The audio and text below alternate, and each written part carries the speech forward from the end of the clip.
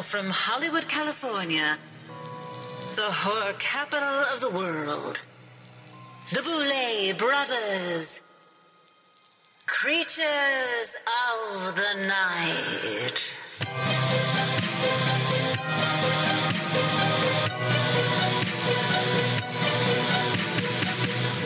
Hello, ghouls, and welcome to a new hauntingly horrifying episode of Creatures of the Night. As always, we are your ghost hosts and your ghastly guides, Drakmorda and Swanthula.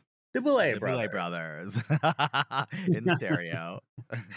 We are coming to you tonight from Portland, Oregon, a place that is no stranger to ghosts, hauntings, and weird happenings. A place that also happens to be the new home to Elvira, the mistress of the dark herself. It's too perfect, and I think we've talked about this on the side, Drac. Portland is such a vampire town. It is overcast, it is cold, it is gloomy, and it is weird, so it's very perfect for Dragula. How are you feeling now that we are one show away from finishing our tour with the cast of the Boulet Brothers Dragula season 5? It's of course a little bit bittersweet, right? Like, I'm happy to be at the end and being able to check off the box, like, yes, another successful tour with the show. But it's also, I know how this goes too, because we've done this a few times. It's going to end so abruptly. And then the people that we've been living with for a month and a half we're all just going to separate. And there's going to be that feeling of like sort of disconnect and loss. So absolutely. Yeah. How about you? It's love-hate, right? It's hate when the tour bus arrives and we have to get into the venue and unpack all the stuff and, get in drag. I'm like, usually in such a good mood every day. Oh my God. And then, after we do the meet and greet, then I'm like, oh my God, I see why we're doing this and it means a lot. And then I get excited. And then when we do our first show, people respond well to it. Then I'm like, okay, I love it. And then at the end of the night, I hate it again. So it's kind of back and forth. Yeah, that explains everything, because you've been a combination of like super cool, really fun, and like a total bitch throughout the last couple of weeks. I will admit that is true. But I mean, it's very trying. We go from because we film an entire season of the show, which drains your entire life force. And then I think it was 3 days later we left for tour. So I think it's understandable why I might be a little grumpy. Well, just a little, because I'm there. And have I been grumpy? No, but you're like a robot. It doesn't matter. Like, nothing affects you. You're just like, you're like some Cold War granny. Like, I don't know what it is. Like, you're just like, whatever. I can live through anything. I am good at compartmentalizing. I just put it in a box and I suffer quietly, and I know that soon it will be over. All right. Well, we have a lot to get to this evening, so let's take a quick break. And when we return, we'll be summoning our remote revenant and co-host, Ian DeVogler. Stay tuned, ghoulies.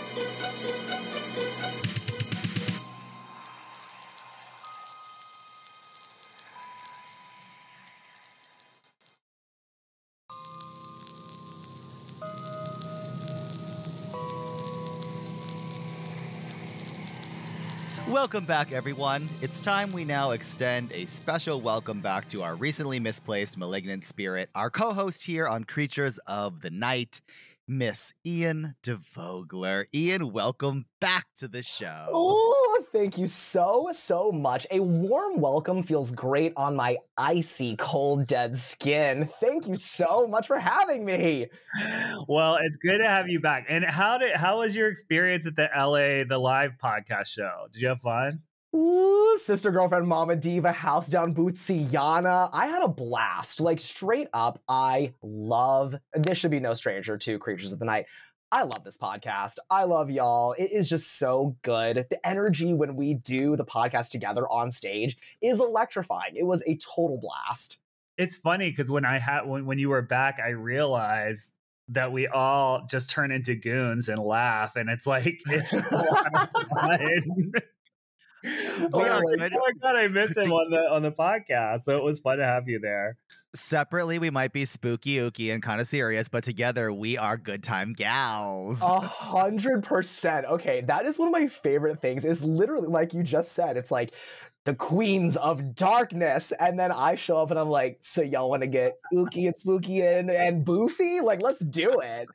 So fun. Yeah, but it was. I had a fun time. Swan, what did you think about the LA live podcast? Yeah, it was so good. And I think like later in the tour, the podcast kind of came into full swing. Even though we were doing episodes, you know, kind of on our own as we went along, it was really fun and kind of perfectly timed to have Ian join us there at the last leg of the tour when we finally hit the West Coast. So it was like a homecoming and then a reunion and like a little party. It was kind of perfect. And then we had to leave again. But we'll be back soon. It's such It was such a tease. Right? It was like you're home. My house is right there. Through the tears, I'm like, we'll be back next week. Oh, and you made some really cool announcements at the LA show. Speaking of being home next week, Halloween ball and New Year's in LA this year. Yeah. Ooh, the uglies are getting fed. True. We're bringing New Year's back. We took it off a couple of years, one, because of the pandemic happened, so we couldn't do it. And then we just decided to take the last one off. And I feel like nothing else has popped up that has taken its place. So I think it's time for us to do it again. That's right, other promoters in the city. Sorry, girlies. You had your one chance, and now we're going to come back to terrorize. I took it off your neck for a solid year. And if you didn't decide to do something with your time, well, that's on you. Okay, not to be that girl, but isn't that a little strange? I'm like, y'all have had a big head start. I'm like, no one's popping off. No one's doing it. Like, just show them what time it is, Drac and Swan, please. I think it's because people are scared of New Year's. I think promoters are scared of New Year's Eve because I think they don't want to. They don't want to compete. You know, people want an easy prey. They want an easy catch. You know, an easy win. And I don't think they just don't want it. They don't want to compete. They also, New Year's Eve, everybody goes out, but also every venue is open. So it's tough competition. But we built a really strong, fun New Year's Eve event in downtown LA, and I think this year it's going to be just the best one yet. There's something else to it too. There's another layer. It's like for big girls only because the expectation and the ring and the turnout and the venue owners that just see dollar signs, money, that just falls on our shoulders to make sure that when we open the doors, we are parading in the people, the hot people, the sexy people, the fun people. New Year's is a weird event. I mean, it's a lot of fun, but I think that, to reiterate what you were saying, is New Year's, you can get people in the venue maybe, but if you can get people to stay past the free champagne and past the drop and to party their asses off afterwards, that is for big girls only. Everyone put your big girl panties on because I don't think you're ready for it. You have to have cute and creative and fun people there, and they'll stay and party. That's what it is. Like, if they're just there for a midnight ball drop and they look around and they're like, I don't want to go home with any of these people, then they're going to leave. That's the truth. Well, and then more for me. God. Ian Sloppy basement party. Yes! Oh, honey, let me tell you, that mattress is stained. Ian's like, Slim Pickens, Mama is home. Slim Pickens' mom's got a whole meal. Get ready. Oh my God. All right. So do you have any news from the worlds of horror and drag tonight? Oh, of course. Wait, do you hear that, divas? Oh, it's the sound of werewolves howling at the moon and slashers slicing through the silver screen because this summer is, so full of terrifying treats, junior mints morsels soon to be viewed, and of course, all things that go bump in the night to keep you awake during the sleepless hours. Before we get into tonight's fun in the daytime horror sun, let's visit some shade from Noxzema Jackson, aka Blade, aka Wesley Snipes, regarding the much maligned remake. Oh, you like that, Swan? You like that? I was like, Noxzema, what? Okay, I got you. I see you. So, the Blade reboot is set to star Mahershala Ali, and it has been planned since 2019, but there's been a fair share of drama. The director, Jan Demange, who is the second director for the project, just stepped away, But apparently that's been happening for a long time, and now Queen of the Daywalkers herself, Ms. Snipes, has taken to X, formerly Twitter, to draw blood at the recently freakish foibles. Snipes tweeted, Blade, lordy, lordy, lordy. Folks still looking for the secret sauce, riding snowmobiles in traffic, kinda rough. Daywalkers make it look easy, don't they? And from one sassy, bloodthirsty vampire on the beach to another, I live for a little shade. I think potentially an idea of why this is happening. What's your take? This is my take. There is every year in comic book business, they have these big crossover events, right? They're big things that draw in all the sales every year. It's some kind of big event that happens that runs through all their books and brings everything together. Well, there's one happening right now called Blood Hunt in Marvel Comics, which is where Blade is from.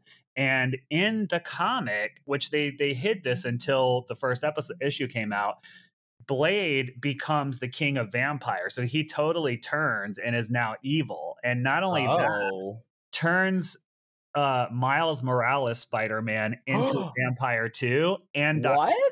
Yes. And so Doctor Strange. Oh, wow. Girl, I'm sorry, that's fucking dope. It's really interesting. And there's each week when it comes out, there's a regular version that goes on stands, and then there's a polybagged one that's very graphic and bloody and adult. Oh, I know her. She's a drag queen from Portland. Go on. Oh, polybag? Oh, yeah, she's fierce. She's fierce. So to me, I think this was planned to come out earlier, and then it came out right as they were working on the movie, and I don't know how well it's being received, so potentially they could be waiting to see how that turns out, to see if they want to incorporate some of this content into it. I don't know, but it's just a guess. We shall see. I mean, I love Blade, and we shall see. Does he have a daughter in the movie? I don't think so. I don't think so. I haven't seen Blade Trinity, which I know that, the gays who love Jennifer Garner will probably try to crucify me for, but I don't think that he does in the first two. But he just got a daughter. Well, not just got a daughter. He has a daughter in the comics, right? Well, yeah, she's part of this blood hunt thing. That's why I was asking. I don't know, maybe they would change the script or something if they think it's going well. Yeah, he has an injured son and a hoe daughter.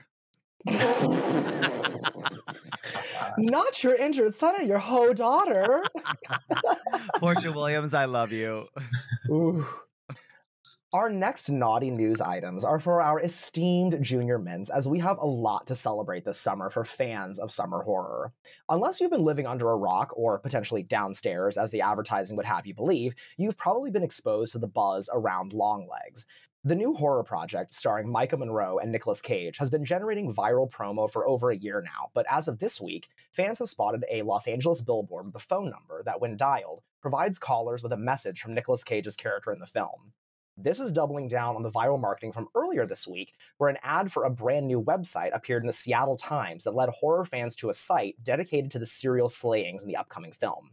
And as someone who loves an ARG, I am definitely calling 458-666-4355 and visiting thebirthdaymurders.net as we speak. I am so excited for this movie because I'm only getting bits and pieces from these very kind of peripheral sources, like this news update. When we were at the Philly show, Phil Nobile Jr., who's the editor for Fangoria, came out and he said, "Y'all are gonna love Daddy Longlegs, not Daddy." Yes, Longlegs. Come on, Daddy Long.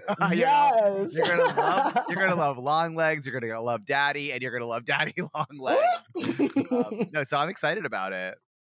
Me too. I feel like this is the kind of marketing that I can really get behind, because I feel like there are so many trailers now that I'm like, you're giving away the secret sauce. Like, you're giving everything away. This is every scare, everything. And we haven't really had like cryptic, weird marketing in a long time. And I'm like, whether the movie is a slam dunk or not, and if Short King Phil Nobile Jr. says it's good, I believe it will be. I love the ads regardless. Yeah, I'm looking forward to it as well. And honestly, anytime I see a horror movie, like a poster or even the beginning of a trailer for one that I think I'm going to like, I do not watch it immediately because I don't want to know anything about it. And just like that's the same thing with this movie. I know nothing about it and I don't want to know anything about it because, like you said, I think so much of it gets spoiled and then you build up expectations and all these things. And I think when you go in blind, you can just have a raw reaction to what they're presenting.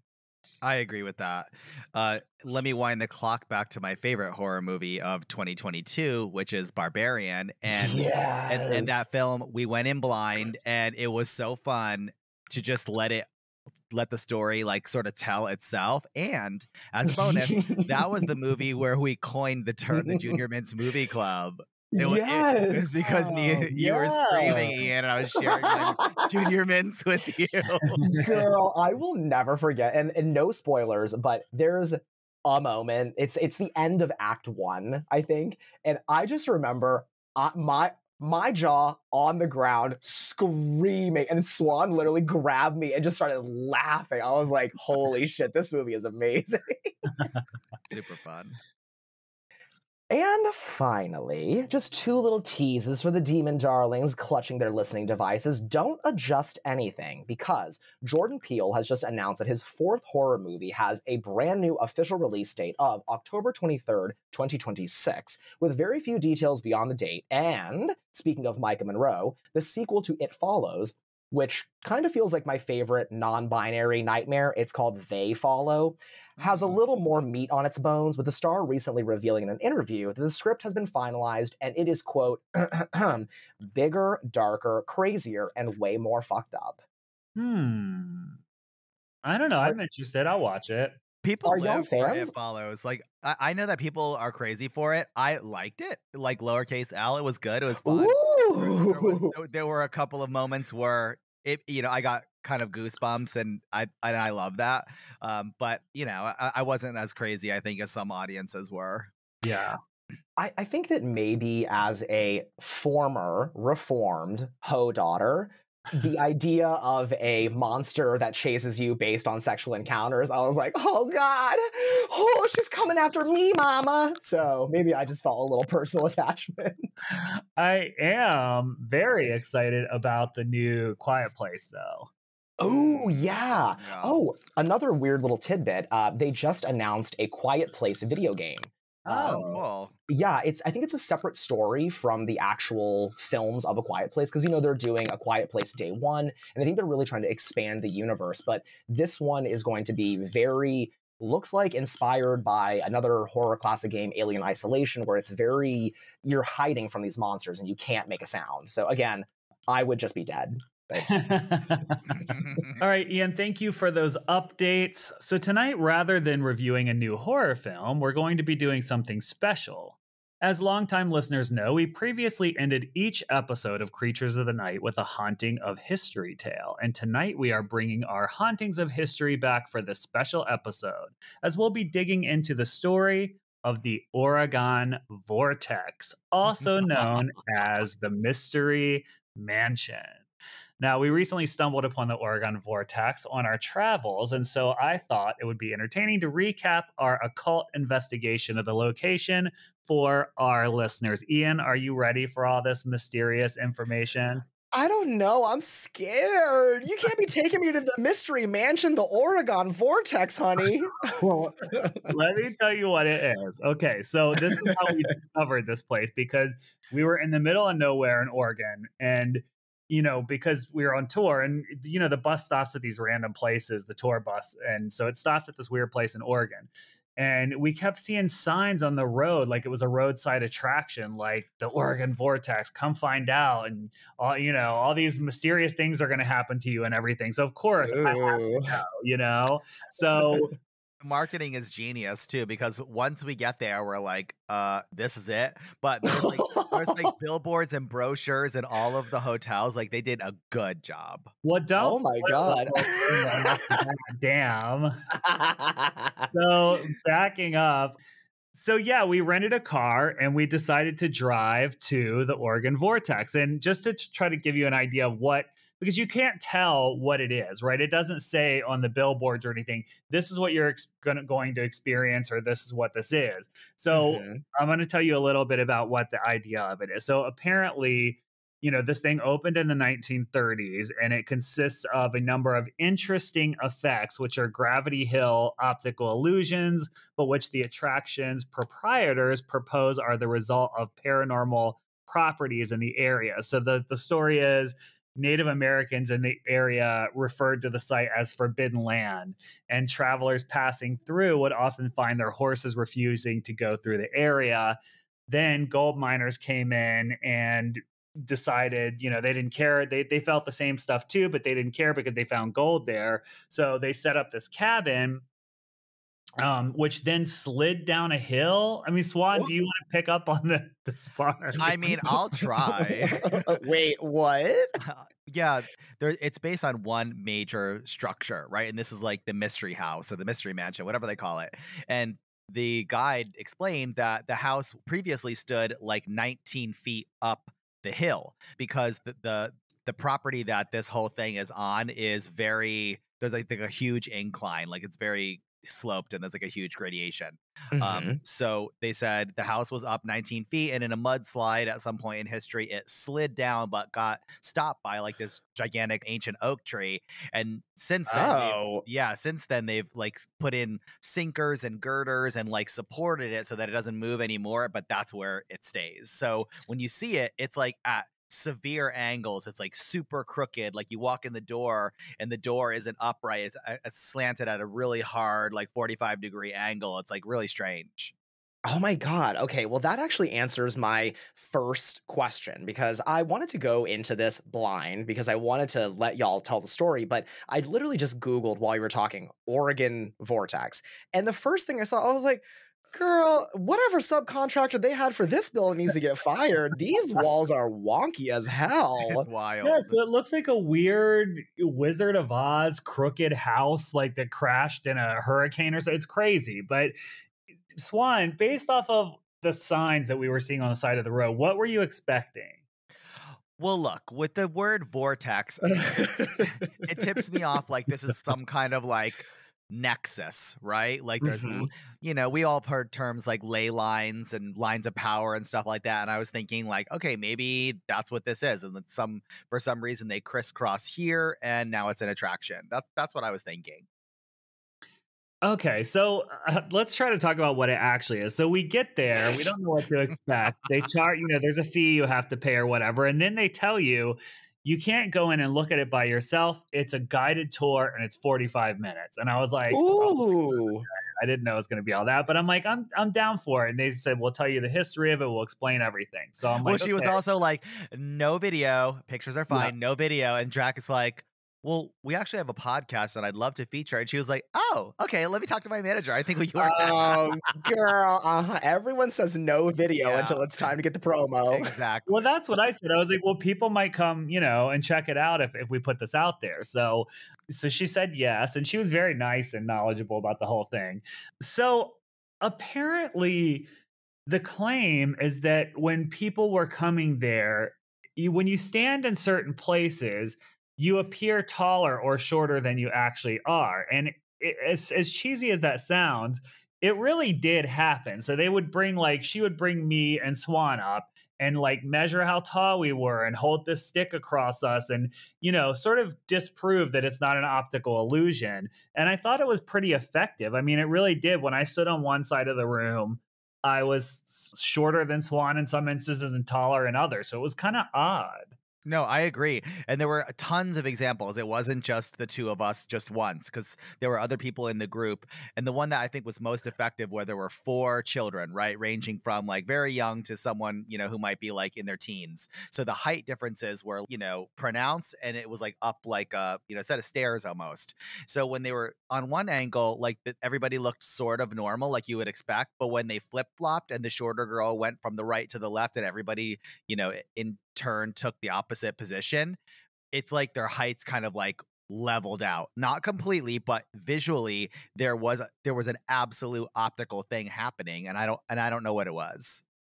That is really weird. I mean, I'm gonna just have to take your word for it unless you have videos of it, because the only other place I know where height differences and measurements are different is Grinder, and that just feels a little different. Yes, they should recall this the Grinder House. Oh, that's girl, what Drac, you said something earlier that was like the crooked house. I'm like, girl, the crooked Grinder House a little different. Oh my God. Well, it's very strange because, I started looking at it because I'm like, let me see what the structure is and, tried. And she did have some levels there. So you could check the actual building and the walls and, and it wasn't crooked. It was actually level. So that was the part that was a little confusing because you could see, okay, maybe you could build it at an angle and then it would be an optical illusion. You couldn't tell. But when you use the level on all the different measurements, it really did come up right. But the house itself does look like it was built exactly there. Like it does not look like it slid down anything. And Weird. my suspicion was, okay, maybe there is some kind of energy here, but you also built this fun house on here to exist. you know? No, it was kind of strange though, because I think the most poignant example of the weird distortion anomalies was when the guide went over to the window and then they had this little kind of like 2x4 situation that kind of like went out the window and kind of right into the side of the hill, if you can kind of picture that. And it absolutely looked like it was going downhill. You would look out the window and be like, oh, okay, that beam is going down. So she's like, okay, take this golf ball and now push it. So I pushed it and it went down, but then it stopped and turned and rolled right back to my hand. Like what? Like I was Yeah. downhill. Mhm. Yeah. I took a video of it. Like, by the way, my listeners God. at home, I'm going to put a little compilation video together on TikTok about our experiences there if you want to check it out. And I'll add some photos and things in there. But yeah, we took some videos of it. That was interesting. The golf balls were rolling in the opposite direction that they should. There was also, you could take like brooms and stuff and sit them in the middle of the house and they would stand straight up as opposed to fall over. So there was something, as the girl said, something weird happening there. She's like, this, that, and the other. What you talking about? And you know what, guys? Something weird is happening here. Yes. Oh my God. I mean, before you started kind of going into the actual, what do we want to call it? The geometry pieces of it. I thought, okay, well, maybe it's, there's so many examples of weird paranormal things. It's like, oh, sorry, everyone's got mercury poisoning, or oops, sorry, like like mass hallucination. But to be able to say, hey, there's something weird, and there actually is something weird. I mean, regardless of the roadside attraction nature of it, potentially, that's kind of strange. It's cool. It was strange, because your mind's trying to figure out what is this? What's the circus trick here? But she takes you outside and does the measurement outside of the house in different areas too. So, my instinct would be it has something to do with the way they figured out how to build this house to pull these things off. But the other things happened outside of the house, so that doesn't actually add up. I mean, do you think, and this is a question for both of you, do you genuinely feel paranormal? Or because even in my my junior mint's cursory research here, like I'm seeing that maybe it was built on like different different polarities or sort of like magnetic fields. Like, what do you think? There was tuning forks there too, which were interesting because we used them and they actually worked and they kind of went haywire. So I I think maybe there is weird magnetic lines crossing there. I don't know that that's paranormal necessarily, but it's certainly causing some strange things to happen, as she said. Ooh, weird stuff. That's what I think you're getting really close to it. It's like some type of like magnetic gravitational happening in this one particular place, and you can kind of feel it a little bit, definitely with the tuning forks, because it was distinct. Like there was like a pull. And the same thing with the broom when we were because we were able to try to balance the broom, and I balanced it for like a short bit, but you could, if you just dangled it and let the broom base just kind of float in the air, there was like a pull to the side. It was pretty strange. Now, it's possible that these objects, like if you were really crafty and you knew magician tricks, you could potentially figure out how to put magnets in these regular objects like a golf ball or put a magnet in the middle of the broom, but they really did. They just looked like regular things. They didn't look altered. That doesn't mean they weren't, but I felt like she also laid like a brown beer bottle there that rolled up the hill. So I'm like, I don't know, maybe. But the one thing I will say that obviously caused some doubt is that when I was researching it afterwards, I found out that there is another exact replica of the house called the Mystery What? House in Santa Cruz. Yes. Wait, like, back it up. So there's another mystery house, but is it the same shtick? Like it's like, really? It's the same building, exactly. So wait, what? yeah. So I'm like, okay, and the owner of this one sued that one when it opened for copyright. But it didn't work because the original owner had claimed it was a natural phenomenon, so you can't trademark that.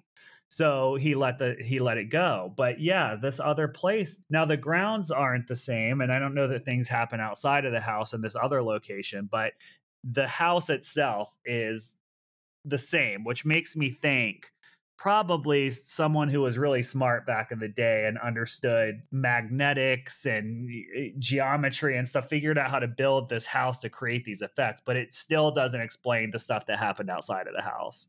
Well, and I think when you read the posted signs, like as soon as you arrive at the Oregon Vortex, it starts talking about things called Terra lines, which I think, going back to what I was saying earlier, we can picture them kind of like ley lines or like gravitational lines that have like a force and a pull.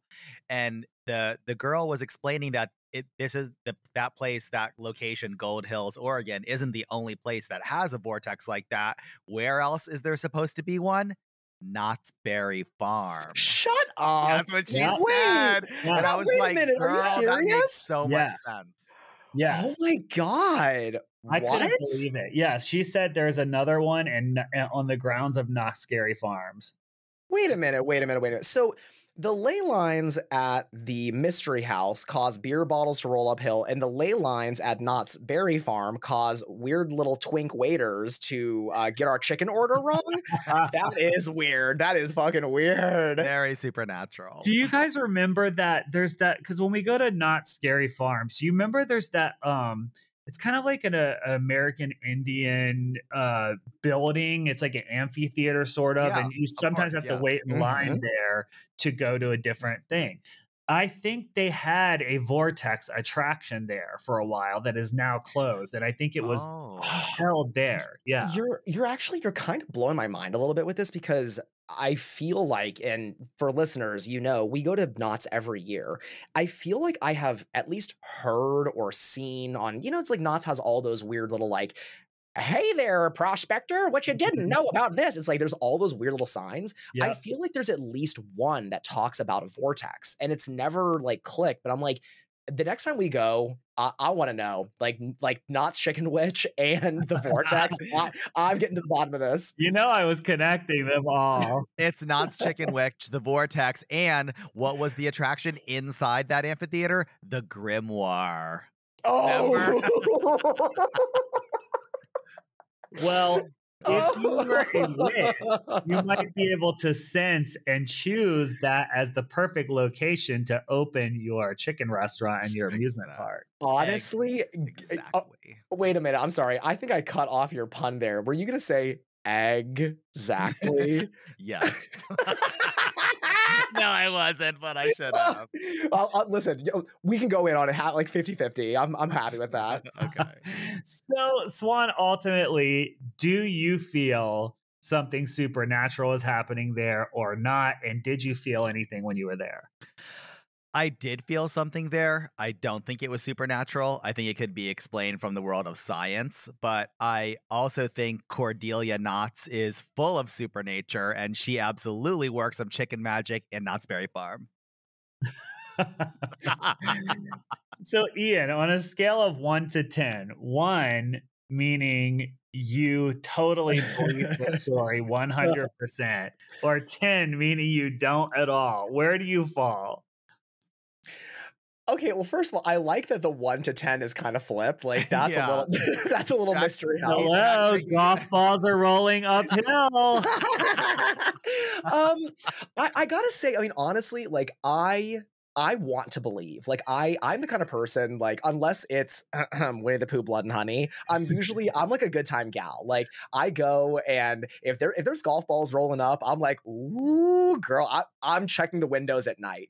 I think I'm gonna say a 4, because here's my real honest feelings are, I genuinely think that it's ley lines or some sort of magnetic field, but I do think that the worlds of like science and magic are really blurry. Like to have it's like the idea that, oh well, the horses are getting spooked, or like, oh, there's all this weird quote unquote paranormal phenomenon. I'm like, well, okay, you could maybe explain it all away, but at the same time, like animals getting spooked and just like people having weird feelings, you can't explain all of that. And I'm a Knott's Kitchen witch, so I get it. Like, 3.5 out of 10.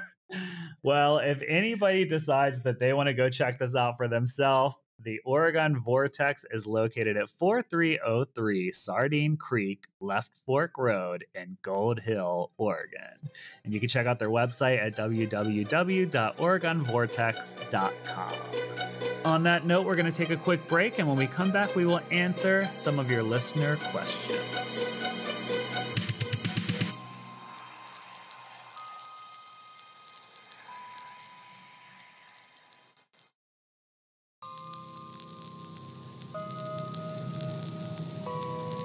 Welcome back, Uglies, and now it's time to answer your listener questions. Ian, will you do the honors? I would be honored, but I'm a little nervous. I'm a little rusty.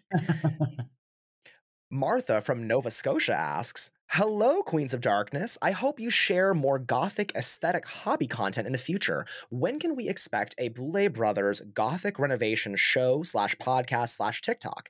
Give us Swan's gardening tips, Drax dark-sided drawing room renovation, and Ian's carriage house screaming corner. Oh, I love it. I would say now that the tour is over, you can expect it pretty soon. I think we're going to start putting out little TikToks about different things and see how we like it. And we may expand it. I think our idea is to potentially host it in a sort of Patreon situation. So people that choose to want to see that stuff can go in and see all of it collected together. Max writes, you mentioned last week how incredible the fans have been this tour, and I was wondering if you've received any unforgettable gifts. Also, are you sick of getting anything in particular? I think in Portland, we got a collection of really great stuff. There were like black wax candles with these really kind of dark, oaky, sort of mysterious smells, and bath salts with scents like clove and horror novels. And it was a really great stop. Yeah, I think so too. I think the thing there's nothing that I don't appreciate, because ultimately it's a token of their appreciation for what we do. So I welcome all of it and I appreciate all of it as well. But probably books are not the best thing to give people. Comic books are fine, but books are heavy to carry around across the country. So by the time we get back, I have like a suitcase full of books that weighs over 75 pounds so that it can't actually go in the plane. So I would say maybe stay away from books. Diane from Salem asks, hello, Swan and Drac. My ears perked up when you both mentioned dark-sided plants and horticulture. I'm curious if you grow snapdragons. The seed pod dries and looks like a skull screaming. They are wonderfully creepy, and I dry them and use them in Halloween wreaths. It is the perfect antidote to quote-unquote boofy decor. Also, are you familiar with the work of Corinne Boyer? She's done a lot of excellent work in the use of plants and medieval folklore. Interesting. I'll have to check that out. I have not ever grown snapdragons before, but I think I'm going to add it to my list of things to do this year. Yeah, I actually love this comment and, question. And you're kind of bringing me back in time a little bit to when I was very young, because someone in my family grew snapdragons because they were at my grandmother's house. And I remember them because as a kid, you love to walk up to them and like pop them because that's what you do. But I've never seen them dried. And I think I'm kind of obsessed with this idea that they look like skulls. I love that. We're going to check that out for sure. Todd from Los Angeles writes, In some of the Dungeons & Dragons games in which I act as Dungeon Master, I'm delighted to tell you that I amuse myself and my group by including you both as reoccurring NPCs. In our current adventure, you're the owners and managers of the Grand Guignol type theater called the Red Widow in a domain that is heavily inspired by Renaissance France in the style of a Roger Corman movie. The entire domain lives in fear of a horrific disease known as La Mort Rouge, the Red Death. In a few sessions, a few of my PCs will be competing in the Red Queen competition at the Red Widow, complete with a fright feat and floor show. Considering the period and theme, what kind of fright feat would you inflict upon the competitors that would test their constitution? Oh, I live. Todd, you are doing it for me right now. I think they should have to put on a play for an undead group of former actors who have been brought back to life who are the audience, and then those creatures decide at the end if they did well enough or not. If they didn't, then they are beheaded. Oh, that's amazing. I love that. Gag. I was going to say some type of bloodletting ritual, like maybe like with leeches. So to have them endure as much bloodletting as possible to avoid the La Morte Rouge or whatever was happening at the Red Widow. Similarly, you could have them sort of perform, and as they do well or poorly, they could lose hit points. So if you really are just bad at acting and you're not selling your story, you could eventually die from bad acting. Wow. All right, everybody, our time this episode has come to a close, but we'll see you all next week at the same bat time and same bat channel for another corporeal chat with us. In the meantime, be sure to rate, subscribe, and review the Boulet Brothers Creatures of the Night on whatever platform you listen to it on. Until next time, uglies. The Boulet Brothers Creatures of the Night is hosted and produced by Dracula and Swantula Boulet, along with co-host Ian DeVogler, with music by Neuron Spectre.